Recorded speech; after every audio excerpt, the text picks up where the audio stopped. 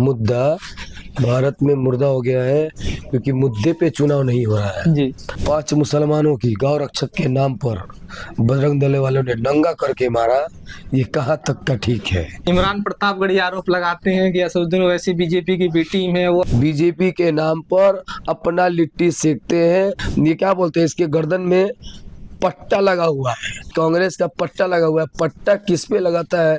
अब आगे का बात हमसे मत बोलवाई तो अच्छा है। पप्पू यादव रोते हैं, कभी रोड पे रोते हैं, कभी गार्ड के नाम पे रोते हैं, कभी सिक्योरिटी के नाम पे रोते हैं। ये साफ तौर पे है कि मुसलमानों का कोई वैल्यू नहीं है। राष्ट्रीय जनता दल गरीबों की पार्टी है ही नहीं है। हम किंग बनने आए हैं, ना कि किंग मेकर बनने आए हैं। नमस्कार साथियों, मैं आपका सहयोगी पत्रकार। आप खोल चुके हैं न्यूज डिगी। इस वक्त मैं मौजूद हूं बिहार के सीवान जिले में।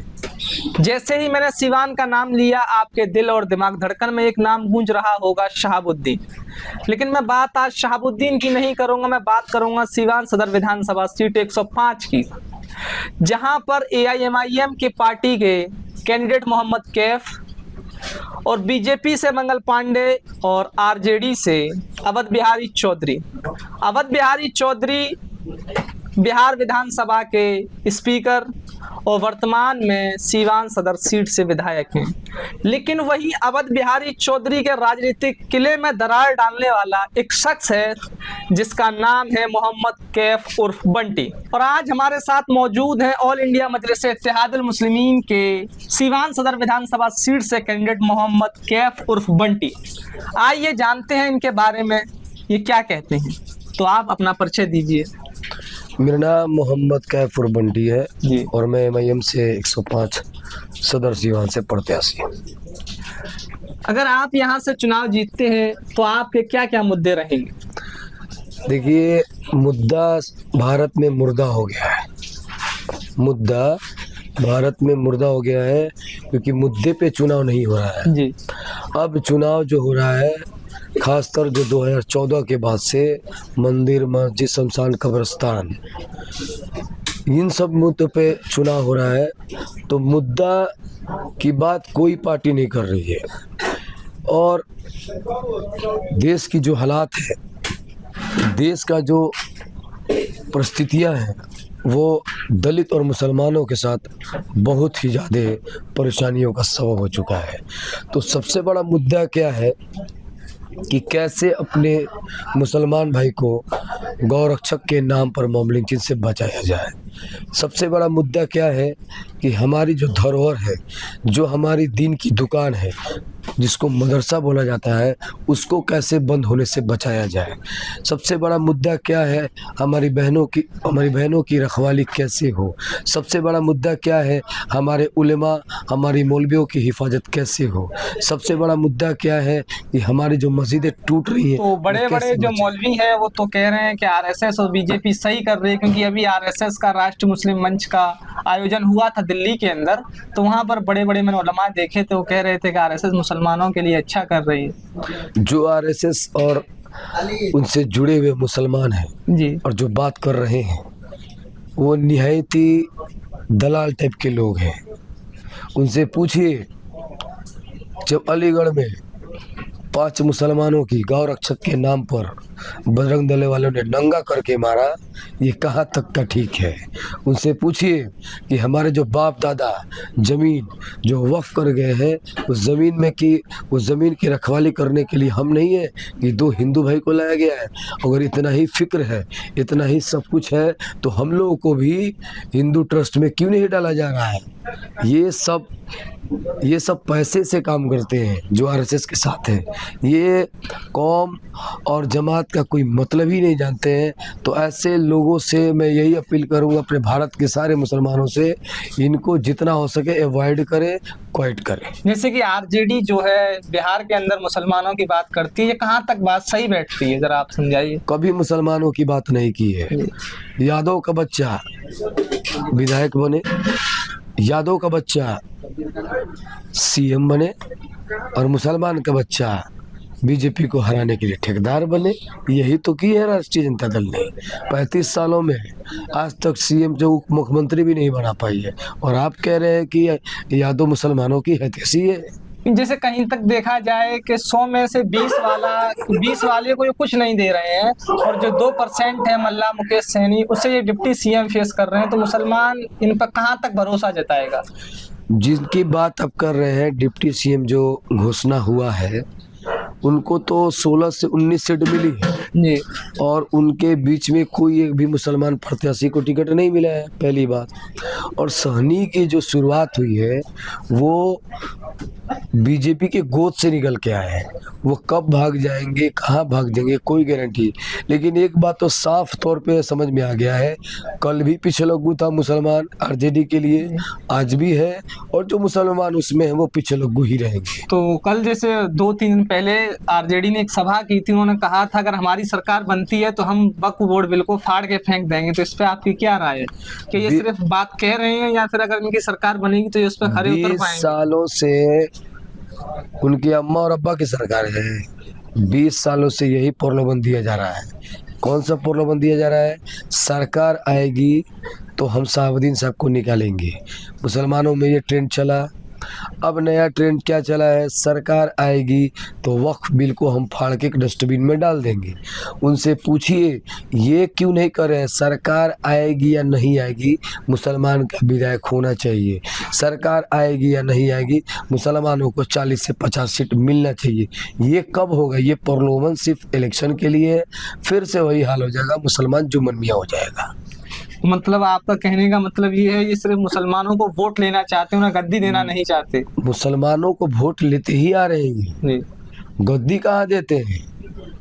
इनके जो वोट है, जिनकी ये यादव की पार्टी है, जब मुसलमान उठता है तो नरेंद्र मोदी हो जाते हैं, और जब कोई और उठता है तो तेजस्वी यादव हो जाते हैं।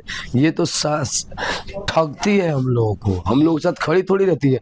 और 1990 में बीजेपी के सहयोग से न बनी थी आरजेडी की सरकार। तो जहां तक मतलब ये लोग बताते हैं कि AIMIM बीजेपी की बी टीम है, और जहां पर मुस्लिम आबादी ज्यादा होती है वहीं ये अपना कैंडिडेट उतारती है। आपको इस किस नजर से देखते हैं? जहाँ मुसलमान का आबादी ज्यादा है वहाँ यादव को दिया जाता है जी। और जहाँ यादव ज्यादा होते हैं वहाँ मुसलमान को दिया जाता है, और साफ फर्क नजर आता है कि कौन BJP 2 के लिए काम कर रहा है। जैसे ही जहाँ यादव ज्यादा होते हैं वहाँ मुसलमान को डाल दिया जाता है, और यादव कहाँ चले जाते हैं? भाजपा के साथ। और हम मुसलमान आराम से उनको हम लोग वोट दे के उनको विधानसभा भेजने का काम करते हैं। और रहा सवाल आप BJP 2, तो एक बात बताइए, बीजेपी की गोद से निकला हुआ मुकेश सहनी है, हम लोग कौन मुसलमान बीजेपी के साथ जाता है? जरा बताइए उनका नाम। हम नहीं, इमरान प्रतापगढ़ी आरोप लगाते हैं कि असदुद्दीन ओवैसी बीजेपी की बी टीम है, वो हमेशा बीजेपी, मतलब आजम खान पे केस हो जाता है, शिफाउर रहमान पे केस हो जाता है, और उस पर अतीक अहमद पर केस हो जाता है, मुख्तार अंसारी पे केस हो जाता है, असदुद्दीन ओवैसी पे केस क्यों नहीं होते? मतलब जिस पे केस होगा वही सेकुलर है, और जिस पे केस नहीं होगा वो BJP 2 है, यही ना कहने का मतलब? नहीं, मैं नहीं कह रहा। नहीं, मैंने आपका जो सवाल है, जी जी, जरा ये बताइए, वो शायरी करने वाला इमरान प्रतापगढ़ी वो कहाँ से आया? शायर कभी शेर नहीं हो सकता है जी। शायर कभी शेर नहीं हो सकता है, और शेर कभी शायर नहीं हो सकता है। तो उसका इमरान प्रतापगढ़ी एक बीजेपी का बहुत बड़ा दलाल है, बहुत बड़ा एजेंट है। वो अपने कुर्सी के लिए, अपने लोगों के लिए बस यही सब बात करता है। वो भूल चुका है क्या कि कांग्रेस की सरकार में भागलपुर का दंगा हुआ? वो भूल चुका है क्या कांग्रेस के सरकार में बाबरी मस्जिद की शहीद की गई? और चला है बेवकूफ़ बनाने के लिए। ऐसे लोग ही मुसलमानों को भटकाते हैं और बीजेपी के नाम पर अपना लिट्टी सेकते हैं। उनका क्या योगदान है मुसलमानों का? जरा हमको बताइए उनका योगदान क्या है? जैसे उनका योगदान क्या है? किस मुसलमान में वो क्या कर दिए हैं, या मुसलमानों को कौन सा बड़ा नेता का वो बहुत बड़ा पद ले लिए? क्या है वो उनको रखा गया है? इतनी उनमें बड़ी काबिलियत है तो चुनाव जीत के है, बैक डोर के क्यों जा रहे हैं? पता चल जाएगा, जमानत जब्त हो जाएगी। ये कहने की बात है। और कहाँ अवैसीद्दीन साहब, कहाँ ये तेली? अब उनकी बात इमरान प्रतापगढ़ी से कीजिएगा तो ये तो समझ लीजिए कि एक गधा से तुलना एक शेर से आप कर दे रहे हैं। ये गधा है, बहुत बड़ा गधा है। इस गधे को गधी की जरूरत है। ये अवसुद्दीन साहब के सामने बैठ के बात कर लेगा, इसकी हिम्मत है। 2-10 मिनट डिबेट कर लेगा, भागेगा यहाँ पे पता भी नहीं चलेगा। और ये कांग्रेस का बहुत, ये क्या बोलते हैं, इसके गर्दन में पट्टा लगा हुआ है। और कांग्रेस पट्टा सुनिए तो वही कांग्रेस का पट्टा लगा हुआ है। पट्टा किस पे लगाता है अब आगे का बात हमसे मत बोलवाइए तो अच्छा है।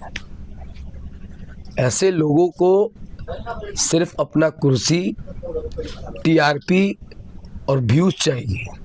मुसलमान के लिए उसने क्या किया है? अरे अवैसी साहब पे तो गोलियां चली, उस पे गोली क्यों नहीं चल रही है? नहीं, पप्पू यादव एक सांसद है पूर्णिया से।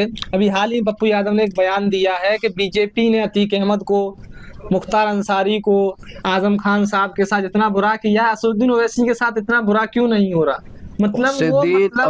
मेरे बैरिस्टर अवैसी साहब, मतलब पप्पू यादव ये आजमाना चाह रहे हैं जो उन मुस्लिम नेताओं के साथ हुआ वही असदुद्दीन ओवैसी के साथ हो। मैं बोलने जाना वही समझा रहा, आपको समझ लीजिए। अतीक अहमद जो किए तो जेल में थे,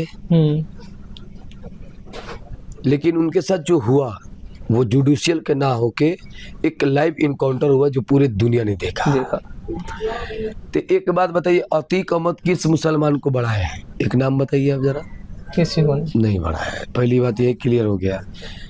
तो ये उनका पर्सनल मामला है। और रहा सवाल, आपने किनका नाम लिया? पप्पू यादव का। तो ये बंडमरू है। ये सिवान में कहते थे कि हम मेरा चुनाव होगा तो हम हिना साहब के पास वोट मांगने के लिए आएंगे। और ये बेवकूफ़ आदमी आज तक हिना साहब के चुनाव में आया ही नहीं है। कभी हाथ जोड़ के नरेंद्र मोदी जी के सामने पड़ जाता है और जैसे ही वहाँ से हटता है फिर उल्टा सीधा बोलने लगता है। कभी ये लॉरेंस बिश्नोई को उल्टा सीधा बोल रहा है, कभी लॉरेंस बिश्नोई को माफ़ी मांग रहा है, कभी। और ये तो रोने वाला व्यक्ति है पप्पू यादव। तो पप्पू यादव नहीं तो कौन रो रहा है? आप उसका वीडियो देखिए भाई। पप्पू यादव रोते हैं, कभी रोड पे रोते हैं, कभी गार्ड के नाम पे रोते हैं, कभी सिक्योरिटी के नाम पे रोते हैं। यहाँ तक कि उनके परिवार में भी अनबन नहीं है। तो उनका बातों को सीरियस लेना वो कोई बहुत बड़ा मसला नहीं है। वो इसलिए परेशान है क्योंकि आने वाले चुनाव में उनको लोग समझ चुका है वो किस प्रकार के हैं। और रहा सवाल, इतने पैसे बांटते तो वो जेल क्यों नहीं जाते? कहाँ से इतना पैसा आता है उनके पास? वो कहते हैं कि मेरे पास जमीन बहुत है, मैं अपनी जमीन। वो राजा घर के लड़के थे, वो राजा घर के लड़के हैं। मतलब राजा उनके फादर राजा थे नहीं। तो कहाँ से इतना जमीन आ गया? उनके टैग के पीछे क्या लगा हुआ है? माफिया बोला जाता है। और माफिया और बहुत सारी चीजें बोली जाती है। और हमारे जो अवैसी साहब है उनको तो नमाजी बोला जाता है और वो यकीन अल्लाह पे करते हैं। और ये तो किसी को भी भगवान बनाते हैं, चढ़ते फिरते बोलते हैं भगवान जैसे लग रहा है दुकान के पान के दुकान में भगवान मिलता है। भगवान होता है, अल्लाह होता है, अल्लाह पे मांगने वाले। और वो हैदराबाद से सांसद है तो जाइए ना, थोड़ा सा हैदराबाद लड़के दिखाइए, बोल के आइए। वो तो आके बिहार में दहाड़ के चले जा रहे हैं और सारे लोग उनके साथ जुड़ा हुआ है।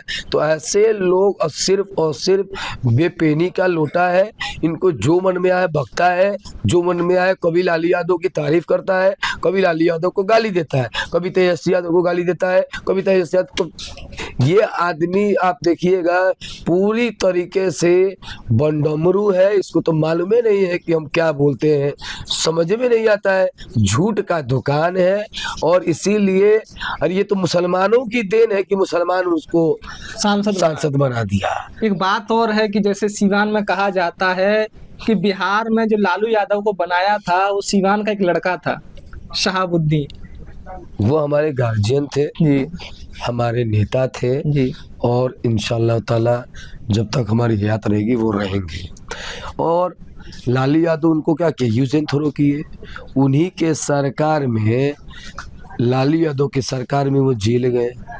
लालू यादव की सरकार में उनके घर गोलियां चली, प्रतापपुर कांड हुआ और उन्हीं के पर गोली कांड में 10 मुसलमानों की हत्या हुई। लालू के राज। जी, उन्हीं के सरकार में फिर से बाहर निकले जब महागठबंधन की नीतीश कुमार और तेजस्वी यादव साथ थे, फिर उन्होंने निकाला, फिर उनको डाल भी दिया क्योंकि इनके जो आला अधिकारी थे, डीएमएसपी थे, उन्होंने रिपोर्ट दाखिल किया। क्या दाखिल किया कि इनके आने से सीवान का माहौल भय हो चुका है। शहाबुद्दीन के आने। जी, साहब के आने से, उनका शहाबुद्दीन साहब के आने से भय हो चुका है और शहाबुद्दीन साहब का बिल तुड़वाने का काम यही दोनों ने, तेजस्वी यादव ने अपना बिहार सरकार के वकील को डिब्यूट किया और जाके बिल तुड़वा के फिर से जेल भेज दिया गया और फिर ट्रेन चला था कि भाई सरकार आएगी तो निकलेगी।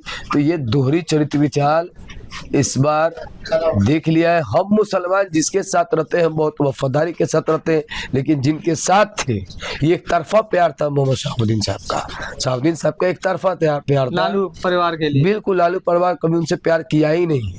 अगर करते तो उनके सरकार में इतनी बड़ी बड़ी केसेस हुई, बड़े बड़े आरोप लगे, क्या कर लिया सरकार ने? उनको यूज किया, मुसलमानों का वोट लिया और गला घोट के मार दिया। तेजस्वी यादव के अंदर क्या खूबी है कि वो मुख्यमंत्री की दावेदारी ठोकते हैं? ऐसी खूबी अब्दुल बारी सिद्दीकी के अंदर क्यों नहीं है?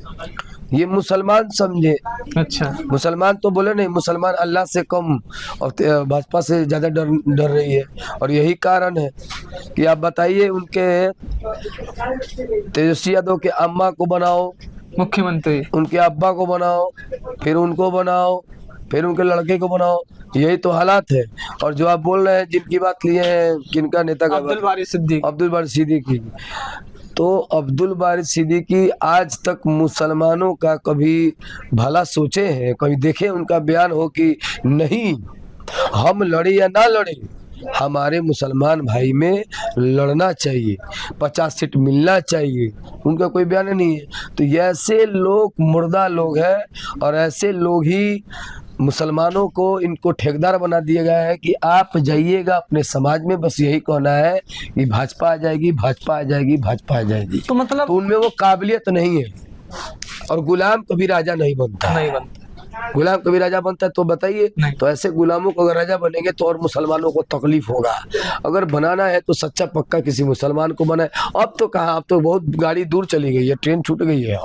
अब हमारा खुद का मुख्यमंत्री होगा, हमारे पार्टी जीतेगी और अल्पत में सरकार होगी तो निश्चित तौर पे हमारी मुख्यमंत्री होंगे। साहब 32 सीटों पर चुनाव लड़ रहे हैं। 36 सीटों, 36 सीटों पर चुनाव, जिसमें 30 मुसलमानों को दिए और 6 नॉन मुस्लिमों को दिए। तो 36 सीटों पर चुनाव लड़के आप मुख्यमंत्री कैसे बना लोगे? क्या बात कर रहे हैं? तो जानना है। मधुगोला का नाम नहीं सुने तो सुन लीजिए। झारखंड के थे और पहले व्यक्ति थे जो निर्दलीय चुनाव लड़े, 1 सीट लेके मुख्यमंत्री बन गए और आप कहते हैं 36 सीट के पर। ये ऊपर वाले की बात है। बिहार में किंग मेकर का रोल अदा करने, किंग मेकर नहीं, किंग बनने आए हैं। किंग बनने आए, किंग बनने आए हैं। अब तो 75 साल से तो किंग मेकर ही है, सबको तो बना ही रहे हैं। कभी कहते हैं आप जीत जाइए, कभी कहते हैं वो जीत जाइए। तो आप जरा हमको बताइए, किंग मेकर कब तक रहेंगे? हम किंग बनने आए हैं, ना कि किंग मेकर बनने आए हैं। इसी एक सवाल और है कि मतलब कांग्रेस वगैरह, मतलब असदुद्दीन ओवैसी साहब पर हमेशा आरोप लगाते हैं। बीजेपी वाले कहते हैं कि ये इनकी भी टीम है और ये कहते हैं ये उनकी भी टीम है। तो ये बी टीम होने का दावा सिर्फ मुसलमानों के सर फोड़ा जाता है या फिर जहां जहां असदुद्दीन ओवैसी जाते हैं वहां ये आपकी बेबुनियादी बातें हैं जी, ये आपकी गलत बातें हैं। दिल्ली के चुनाव में आपने देखा होगा कि 68 सीट पे, मतलब 70 सीट पे 2 चुनाव लड़े। कौन कौन भाई? एक शफाउर रहमान साहब, एक ताहिर हुसैन साहब। 70 सीटों में 70 लड़े कांग्रेस, 70 सीटों में लड़े आप, और एक दूसरे का वोट काट करके सरकार को खत्म कर दिया और सरकार बीजेपी को बनवा दिया। अब बताइए बीजेपी तो कौन है? हरियाणा में हम लड़ने गए थे, नहीं, किसकी सरकार है? बीजेपी की। तो हम बीजेपी हैं। तो केरला में हम लड़ने जाते हैं, मध्य प्रदेश में हम लड़ने जाते हैं, राजस्थान में हम लड़ने जाते हैं। उड़ीसा में हम लड़ने जाते हैं। नहीं। ये सब इसलिए किया जा रहा है कि मुसलमानों का क़यादत ना खड़ा हो। आज अगर मुसलमानों की क़यादत खड़ी हो जाएगी तो यकीन मानिए कि वो जानते हैं कि क्योंकि सबने दिया है चोट, अब अपना पार्टी अपना वोट समझ रहे हैं, क्योंकि ऑप्शन नहीं था, अब ऑप्शन आ चुका है, इसीलिए घबराए हुए हैं और अलर बलर बयान दे रहे हैं। क्योंकि अगर मुसलमान को कब तक बेवकूफ़ बनाएंगे, सब कब तक मुसलमानों से दर्री लगवाएंगे। अब मुसलमान भी समझ चुका है कि कोई आए या ना आए, और मुसलमान का विधायक जरूरी है। आपकी पार्टी के जो प्रदेश अध्यक्ष हैं सुलेमान जी। वो तेजस्वी के वहां गए थे गठबंधन के लिए, उन्होंने सीटें भी मांगी थी, सिर्फ 6 सीटें मांगी थी, तो तेजस्वी ने नहीं दी। वो क्या वजह थी जो उन्होंने 6? बीजेपी से गोद आने वाले को 16-17 सीट मिल जा रहा है। अच्छा। और मुसलमान वोट दे रहा है, उसकी पार्टी जब लड़ रही है तो 6 सीट नहीं दे रहा है। ये साफ तौर पे है कि मुसलमानों का कोई वैल्यू नहीं है। और जिसका आप रिजल्ट देखे होंगे, जिसका खुद का हाल देखे पूरी दुनिया ने देखा होगा, जब SIR का बिहार भ्रमण हो रहा था उसमें मुसलमान का चेहरा कहाँ था? अब दिखाइए चेहरा कहाँ था।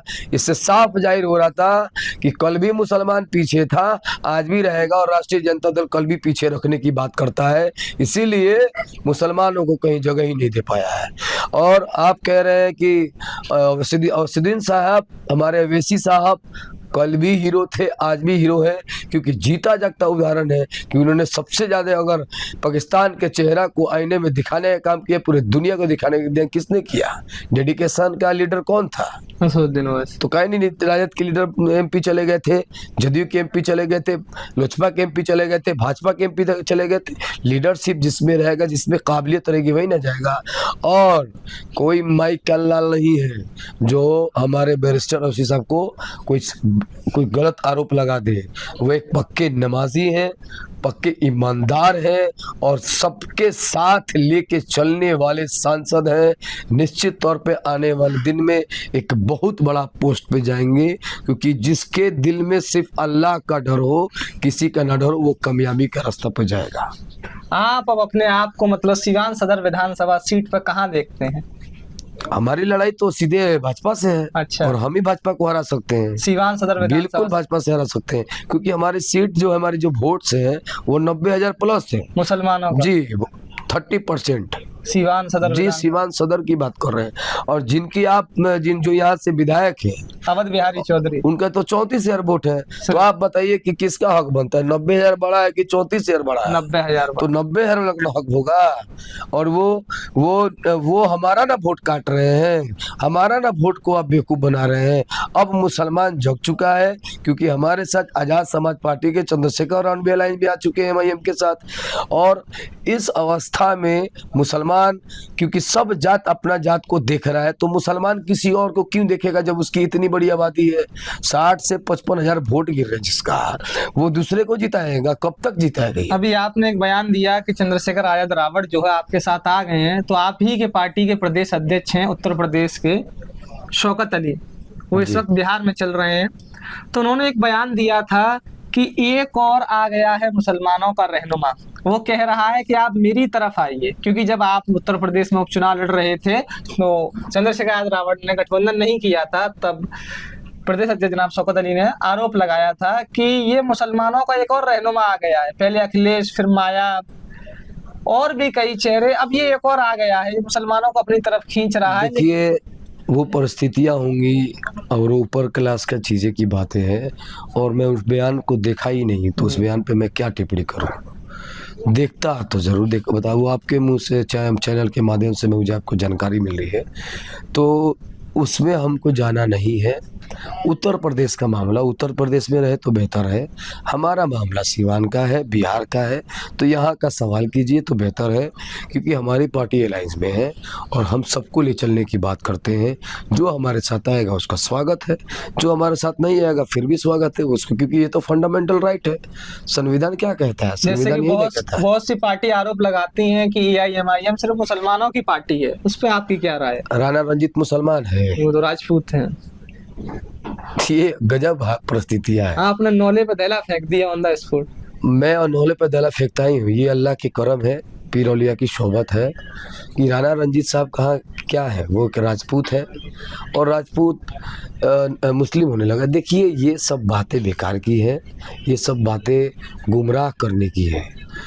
सबसे ज़्यादा अगर गरीबों की आवाज़ देने वाली पार्टी है, मजलूमों की, बेसहारों की है, तो ये MIM है। वहाँ पहुँचने की काम करती है।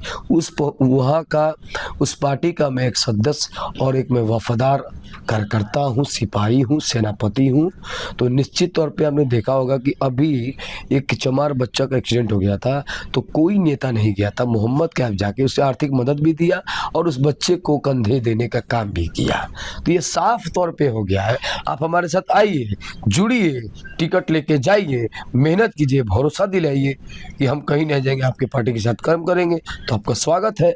हर पार्टी का अलग अलग विचार है, अलग अलग सोच है। तो उस हिसाब से देखिएगा तो सबसे सूटेबल विचार मेरा ही है, मेरी पार्टी का है और मेरे राष्ट्रीय अध्यक्ष बैरिस्टर अवैसी साहब का है। तो ये सब चीज़ें चलती रहेंगी कि मुस्लिमों का पार्टी है, भाजपा हिंदू की पार्टी है। तो इन बातों पे हमको ज़्यादा ध्यान नहीं देना है। समय आएगा, वक्त आएगा, 100 साल मेहनत करने के बाद बीजेपी सरकार में आएगी। जी 100 साल हम भी मेहनत कर रहे हैं।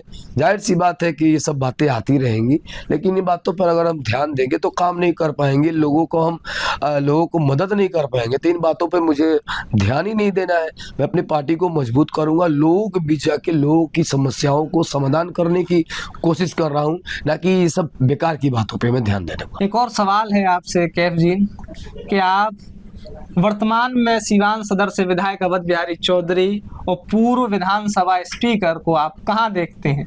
पूर्व में देखते हैं आप। पूर्व में कैसे? अब चले गए कोमा में हूँ, अच्छा, वो कहीं फाइट में नहीं है।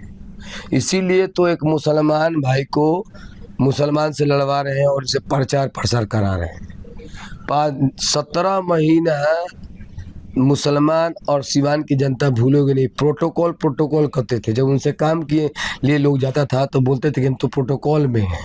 दूसरी बात, 2015 में यही अवध बिहारी चौधरी निर्दलीय लड़े थे, साबुद्दीन साहब के कैंडिडेट थे बबलू चौहान। तो उस वक्त उनको भाजपा हराव नहीं नजर आता था और इन्होंने नारा दिया था जय श्री राम, इन्होंने नारा दिया था जंगल राज खत्म करो। और जंगल राज का अटैक इनको दिया जाता है, बार बार जब बोला जाता है विपक्षों को। और इन्होंने वोट लाकर हराने का काम किया। किसको? बबलू चौहान को। और 3400 से हार चुके हैं। और तो ये बीजेपी 2 नहीं कहेंगे तो क्या कहेंगे? अब जरा हमको बता दीजिए। दूसरी बात, इनको इतना ही भाजपा को हराने का शौक है, भाजपा को रोकने का शौक है, तो 2024 में क्यों नहीं इन्होंने टिकट वापस कर दिया, बोल दिया कि साबुद्दीन साहब की पत्नी को दे दिया जाए। और उस वक्त भाजपा को हराने का किसी को शौक नहीं था। 24 में ये और इनका, और सुन लीजिए 2009 में इनके समधी साहब हैं ओम प्रकाश यादव, जब वो चुनाव लड़ रहे थे तो ये उनके साथ खड़े हो गए थे बैकडोर में, और यादव को हो गया और वहाँ से माई समीकरण खत्म हो गया। और आज तक कोई भी यादव मुसलमान को सिवान में वोट नहीं देता है और ना देगा, ये कन्फर्म है। ये सिर्फ अपने ही कास्ट को देते हैं क्योंकि यही लोग उनको बरगला कर रखे हैं, जिसका नतीजा क्या है कि जीवन यादव है, उनको परेशान किया गया, जेल भेजा गया। और चेयरमैन के चुनाव में उनके यहाँ पर सिवान नगर परिषद का जो सीट था वो सामान्य सीट था, उसको क्या किया गया, अति पिछड़ा और पिछड़ा किया गया। इन्हीं यही प्रोटोकॉल में जो यादव का जो नहीं है वो मुसलमानों का क्या होगा। और अवध बिहारी को चैलेंज करता हूँ, आज तक किसी बड़े ठेकेदार को बनाए हैं अपनी जात में, या फिर किसी बनिया को बड़ा ठेकेदार बनाए हैं, कोई काम दिए हैं? ये एक बहुत बड़ा ठग है, बहुत बड़ा ढोंगी है। सिवान सदर सीट पर और बिहार के अंदर एमआई समीकरण काम आएगा या नहीं आएगा? एमआई करेगा। जैसे बोल रहे किसी को मार देने पर मामा का याद आता है, वही है। यहाँ पे अगर समीकरण काम करेगा तो सिर्फ और सिर्फ डीएम करेगा, क्योंकि समझ लीजिए कि अवध बिहारी बहुत दूर चले गए हैं। फाइट अब होगी MIM वर्सेस भाजपा, और भाजपा को हराने के लिए अगर इतना ही मोहब्बत है, क्योंकि वोट हमारे जाते हैं, तो अवध बिहारी चौधरी हमारे साथ आ जाए। भाजपा को हरा दिया जाएगा इत्मीनान से। अब युवा विधायक शहर सिवान को मिलेगा और कौमी एकता का प्रतीक मिलेगा, तब तो मालूम चलेगा कि या तो मुसलमानों को वोट करता है। तो ये सब प्रोपगंडा है और ऐसे लोगों को सिवान से बचाना है, क्योंकि ऐसे लोग जब रहेंगे और उनको तो नींद भी अच्छा पड़ता होगा, बाल ना बच्चा नींद पड़े अच्छा। तो ऐसे लोगों से तो सिवान को बचाना है, खासकर बनियावर को बचाना है, खासकर ऐसे लोगों को बचाना है जो उन पे भरोसा करके बहुत सारे सालों से रह रहे हैं। महमूद अंसारी हैं, उनके साथी हैं, अब वो बेचारे जाके दूसरी जगह वोट मांग रहे हैं, इनका साथ छोड़ दिया है, कुर्सी देने के काम नहीं किए। 2024 में मेहताब है, जो भी राजद के सिपाही थे, उनको आज तक कभी शुक्रिया भी अदा भी नहीं किया होगा, वो भी चले गए हैं। किनको राष्ट्रीय जनता दल पुराने कर का तो जो 30-35 साल से पड़ा हुआ है, किसको टिकट दिया है? उसी को टिकट दिया गया है जो रसूख है, उसी को टिकट दिया गया है जो किसी का गुलामी करता हो, उसी को इस बार टिकट दिया गया है, सेल किया गया है। यही अरुण गुप्ता देखिएगा तो साबिन साहब के बारे में उल्टा सीधा बोल रहा था और उसको राष्ट्रीय जनता दल ने टिकट देने का काम किया, और जो 30-35 सालों से काम कर रहा है उसको दर्री दे दिया गया। तो ये हालात है राष्ट्रीय जनता दल का। राष्ट्रीय जनता दल गरीबों की पार्टी है ही नहीं है, ये आप कन्फर्म जान लीजिए। पैसे वालों की पार्टी, पैसे वालों की पार्टी है और बेवकूफ़ बनाने वालों के साथ वो रहती है। अब इन बेवकूफ़ जो है, जो औध बिहारी चौधरी, वो आया है मुसलमानों को बरगला के दिमाग में बैठाने कि भाजपा आ जाएगी। वो खुद भाजपा बीजेपी 2 है। अगर बीजेपी 2 ना होता तो ओम प्रकाश यादव कैसे जीत जाता? अगर वो यादव का नेता होता तो कैसे यादव उधर चले जाते? तो निश्चित तौर पे हम मुसलमानों को बेवकूफ, यादव का बच्चा ठेकेदार, यादव का बच्चा नौकरी वाला, हम मुसलमान सिर्फ दर्री वाले और भाजपा को हराने वाले बना कर। अब ये नहीं होने वाला है। सिवान बदल गया। पहली बार ऐसा हुआ है कि सिवान के वोटर शांत हो गए, शांत हो गए। और कब जब भी कोई बड़ा तूफान, बड़ा सुनामी आता है तो वो शांत हो जाता है माहौल। तो कुछ नया होने वाला है, बढ़िया होने वाला है। लड़ाई होगी किसी भी हालत में तो भाजपा वर्सेस मोहम्मद कैफ, मंगल पांडे वर्सेस मोहम्मद कैफ, एकदम श्योर शॉट है, 100%। कहीं इसमें किंतु परंतु नहीं है। लड़ाई होगी तो भाजपा वर्सेस MIM होगी, और जो भाजपा को हराना चाहते होंगे वो निश्चित तौर पर MIM के साथ आएंगे, क्योंकि दलित लोग, चमार जाति के लोग, बहुजन समाज के लोग, वो जिंदगी में कभी मंगल पांडे को वोट नहीं करेगा, और यही मेरी ताकत है। तो इसी के साथ मैं आपसे विदा लेना चाहूँगा। तो मैं आपको बताता चलूँ, ये सीवान सदर विधानसभा सीट से AIMIM के प्रत्याशी मोहम्मद कैफ और बंटी हैं। अब देखना ये होगा, ये 6 तारीख को सीवान सदर सीट की जनता, यहाँ का मुसलमान, यहाँ की ज़्यादातर आबादी SC ST और मुस्लिम आबादी और तमाम बिरादरी वाली आबादी, इनके सर पर सीवान सदर विधानसभा सीट का ताज पहनाती हैं, या फिर अवध बिहारी चौधरी या फिर मंगल पांडे, ये देखना होगा। इसी के साथ आप बने रहिए न्यूज़ डिगी के साथ। मिलते हैं अगले वीडियो में। जय हिंद, जय भारत।